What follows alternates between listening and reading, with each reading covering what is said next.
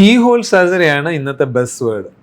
ഇപ്പം ഏത് ജോയിൻ്റ് എടുത്താലും ഏതൊരു സർജറി ആണെങ്കിലും ഇത് കീ ഹോളായിട്ട് ചെയ്യാൻ പറ്റുമോ, അല്ലെങ്കിൽ ഇത് എൻഡോസ്കോപ്പിക്കായിട്ട് ചെയ്യാൻ പറ്റുമോ, അല്ലെങ്കിൽ ഇത് ആർത്രോസ്കോപ്പിക്കൽ ചെയ്യാൻ പറ്റുമോ എന്നുള്ള ആൾക്കാർ ചോദിക്കാറുണ്ട്.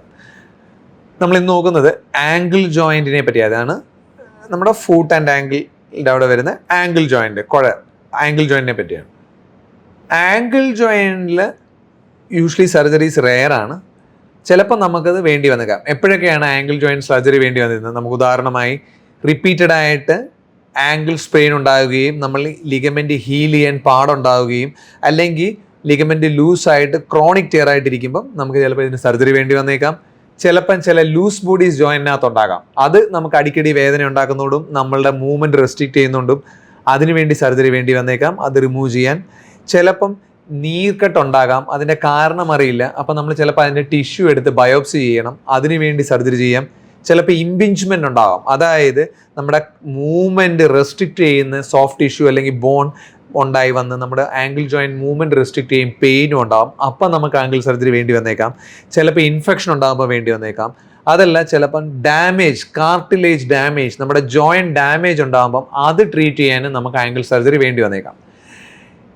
ഓപ്പൺ സർജറി ഉണ്ടാകുമ്പോൾ അതിൻ്റേതായ ചെറിയ ഡ്രോബാക്സ് ഉണ്ട്. ഉദാഹരണമായിട്ട് നമുക്ക് longer period of rest, immobilisation, wound healing time, ഇതൊക്കെ ഡിലേഡ് ആവാം.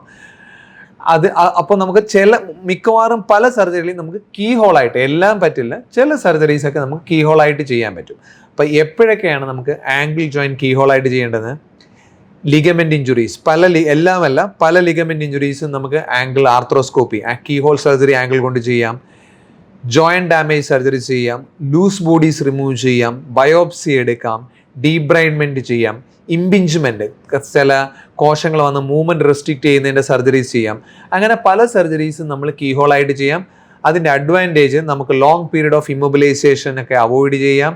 നമുക്ക് എയർലി റിട്ടേൺ ടു സ്പോർട്സ് അല്ലെങ്കിൽ റിട്ടേൺ ടു ആക്ടിവിറ്റീസ് ചെയ്യാം. പെയിൻ പൊട്ടൻഷ്യലി കുറവായിരിക്കും. ഇതൊക്കെയാണ് ആംഗിൾ ജോയിൻറ്റ് ചെയ്യുന്ന കീ ഹോൾ സർജറിയുടെ അഡ്വാൻറ്റേജസും അതിൻ്റെ ഇൻഡിക്കേഷൻസും. Thank you.